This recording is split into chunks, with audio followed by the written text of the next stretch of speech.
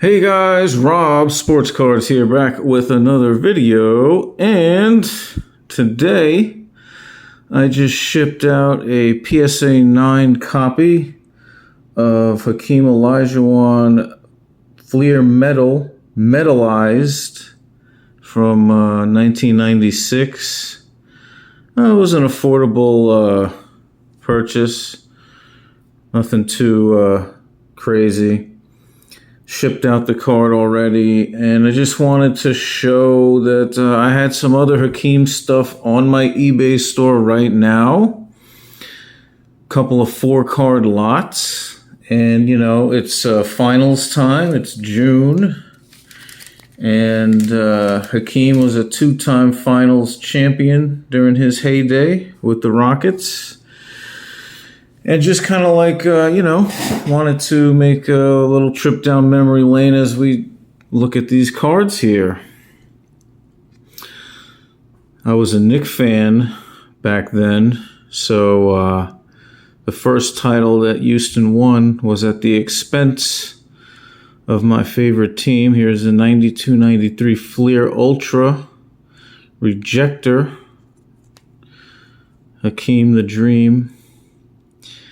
And Texas Tornado, I don't remember that being his nickname. I thought it was Hakeem the Dream. But hey, that's what it says on the back of the card. And I think Hakeem's best play in that series, or probably the most defining play of his whole career, as we look at 93-94 Fleer Ultra nicknames. The Dream. The defining, oh, I got a little goop on there. Oh, that's not on the card though. That's on the case. Let's see. The defining play of his career and of the series, as I get this little snowflake out of the top loader there, happened in Game 6. So let me refresh everybody's memory in case you don't remember Game 6 of the 1994 NBA Finals between the Rockets and the Knicks. The Rockets were winning late in the game, but John Starks, the shooting guard for the Knicks, was keeping New York alive. Here you go with 95-96 Fleer Ultra Hot Packs. That's an insert. They have a regular Jam City, and then they have a Hot Packs, as you see in that little red indicator there. But to continue the story,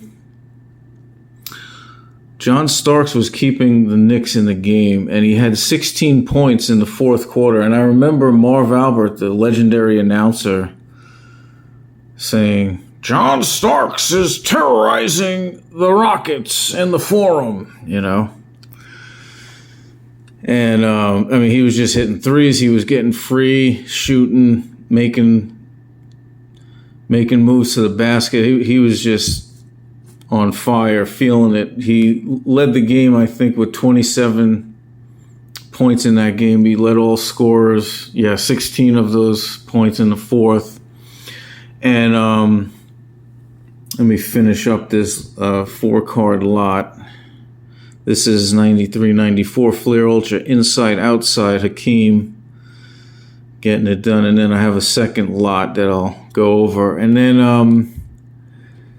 so there was about 5 or 6 seconds to go in the game, and the Knicks were down by 2, and they were inbounding the ball. And I remember it like it was yesterday. Anthony Mason, the late Anthony Mason, number 14, power forward for the Knicks. This guy was built like a tank, He was playing probably the wrong sport. He should have been a defensive end for the New York Giants. Just the thickest, widest guy you could possibly imagine, not named Shaquille O'Neal. And he wasn't fat either. It was all muscle. He was just a beefcake. So the play was to get Starks free and on a screen and then jack up a three.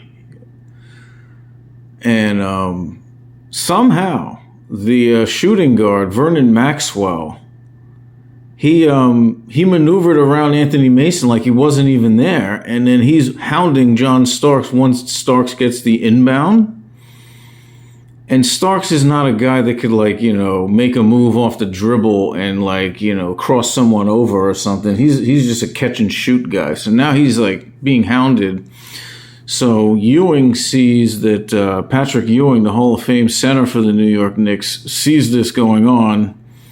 And he goes out to about the 3-point wing area to set the screen. And he successfully sets the screen on Vernon Maxwell to free up Starks. However, because he went out to the 3-point line, Patrick Ewing could shoot it from there.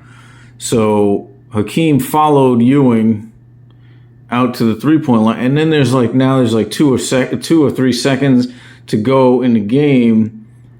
And Starks, I think he could have possibly passed it inside to a cutting Ewing who was free because now Olajuwon's out on the perimeter.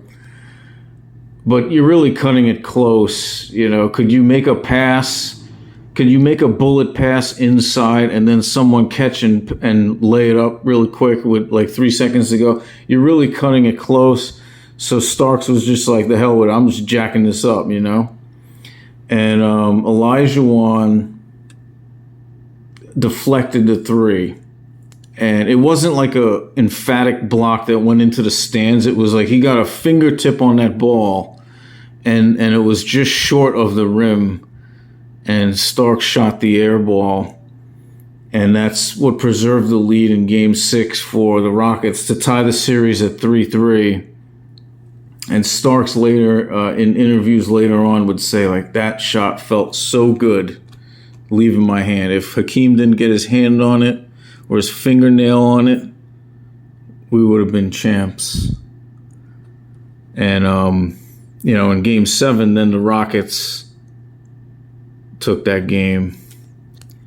And then, that they captured the first of 2 straight titles. So that was a championship saving defensive play made by Hakeem the Dream. So as you see, this is my second lot. See, you had the other one was a Hot Packs.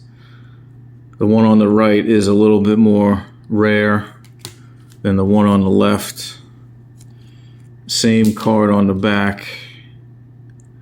The only distinguishing difference is that little logo of red. And then you already saw this one. This is in my lot, my other Hakeem lot. These are all available on my eBay store. The link to the store will be in the description box. This is Hakeem and Clyde together, 1995 hoops, 96 hoops.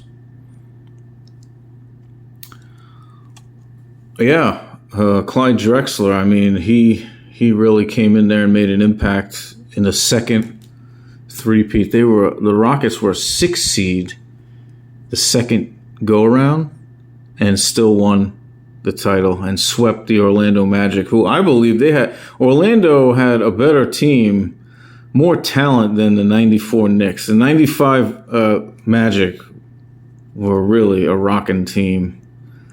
And Hakeem stopped both the Knicks and the Magic from going to the promised land. So these 2 Hakeem 4-card lots available on my eBay store. Yeah, thanks for taking the time and taking a trip down memory lane. Hakeem the Dream stopping my favorite team from winning it all and probably, getting a fingertip on that 3 in Game 6. That sank the Knicks in Game 7. All right. Thanks a lot, guys. Have a good day.